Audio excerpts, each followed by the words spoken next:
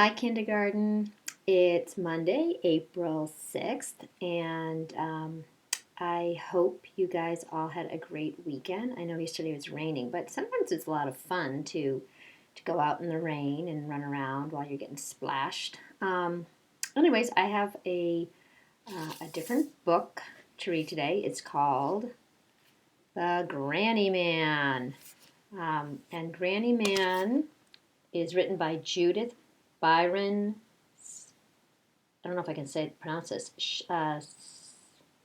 Sashner. Judith Byron Sashner. Ah, well, it could be Skatchner. Maybe it's Judith Byron Skatchner. Anyways, see what you think this book might be about. I see a big cat and a little cat. I don't know. What do you think? All right, let me start reading it.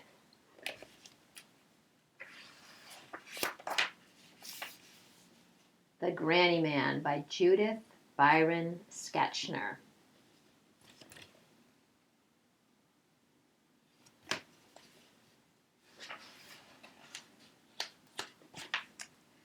Simon was a very old cat. See Simon?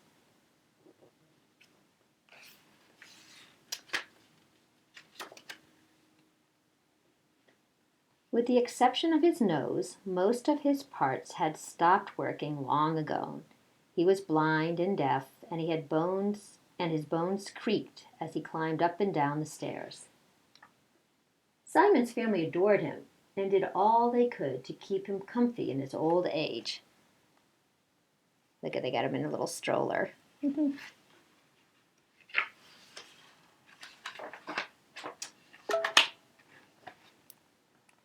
Mealtimes were messy for their toothless old cat, so the family bought Simon a bib to catch all the dribbles. It's bad enough that I have to eat baby food, thought Simon, without having to look like one, too. Oh, he did not like that, did he? Look at him. Let's see if I can change this angle on this a little bit better. There we go. But Simon loved the many heat treatments his family provided for him throughout the house. He basked and baked his achy bones until he was almost too hot to touch. Look at him. He's under a lamp. He's on the radiator. He's on a sunny windowsill. Uh-oh. He's on top of the stove.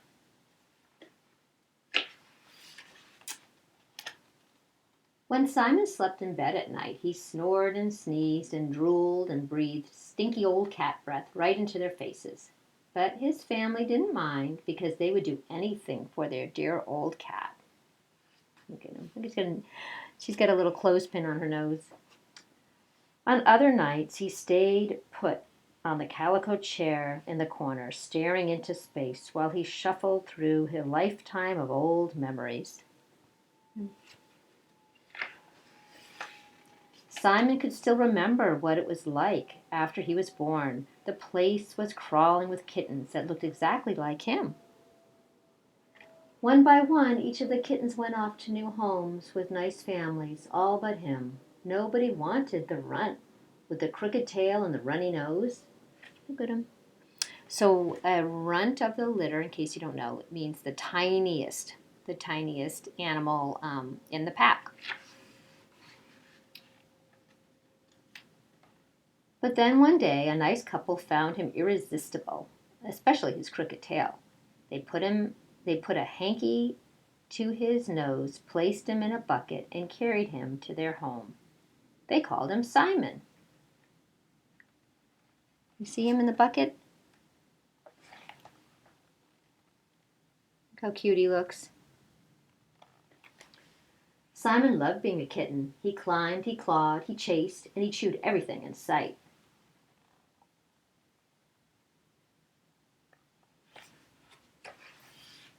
Simon sculpted fluffy works of art out of several chairs and a chintz-covered couch. "Bad boy," cried the couple, and they clipped his claws.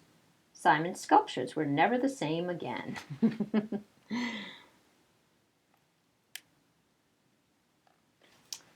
The older Simon grew, the more he helped out around the house. He pruned the plants with his teeth and dusted all the hard-to-reach places.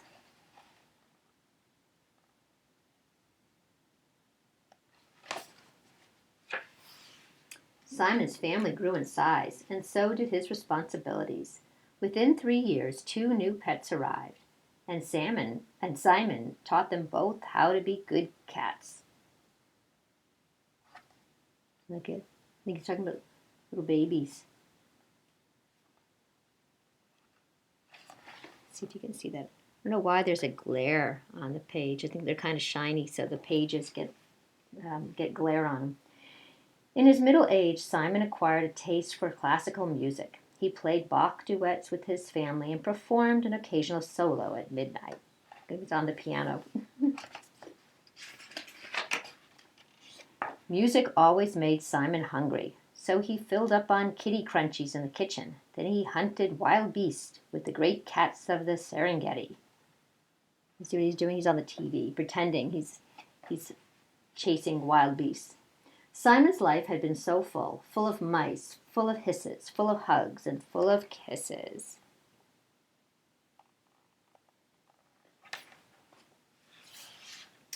But now things were different. Simon needed his family's help more than ever, and he felt their pity with every little pat on his head. He felt so useless that at 10 o'clock on a Tuesday night, Simon stuck his bony old legs into the air and breathed his last. Not good. He's like rolling over, wanting to be dead. That's so sad. For so he thought. But then, in less than a minute, his family plopped something soft right on top of their old cat's tummy. Look what they've got. Can you see this? Oh. Look what they got for Simon. Simon sniffed to the left. He sniffed to the right. Why, it's a little kitten, thought Simon. Even though it had been years ago, Simon remembered how he helped the other new pets when they had come to the house. He wondered if he could still do it.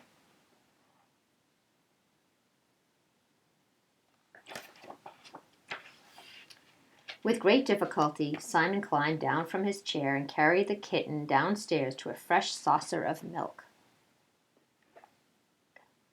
Got the kitten on his back. Then he demonstrated a whisker washing. The kitten did his best to imitate the old cat. When Simon twitched his tail, the kitten leaped onto his head, expecting to ride around the room. A little while later, Simon led the kitten over to his box. It took so long for the kitten to heap a mountain of litter onto the floor that Simon decided to take a nap. When Simon woke up, the kitten was gone. The old cat hobbled his way back up to the calico chair to sit alone in the sliver of moonlight. It must have been a dream.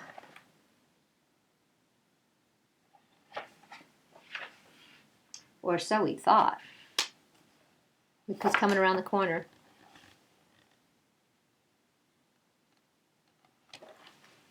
Just then something soft and small jumped right on top of him. Simon sniffed to the left. He sniffed to the right. Why, it's my kitten, thought Simon.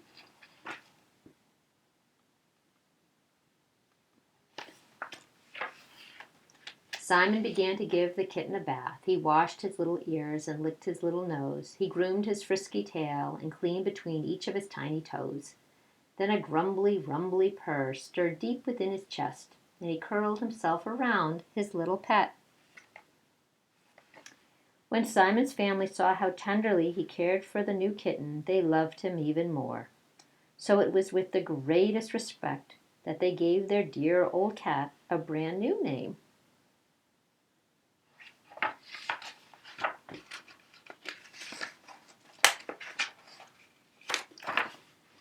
They called him the Grannyman.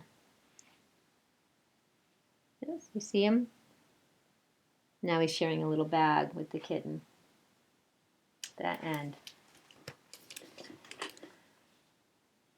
The Grannyman.